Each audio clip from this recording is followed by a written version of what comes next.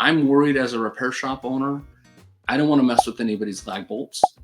We're taking a half-inch hole where there was several of them, and they're removing 3/8 bolts, or maybe some cases not having any bolts, and then they're installing half-inch bolts.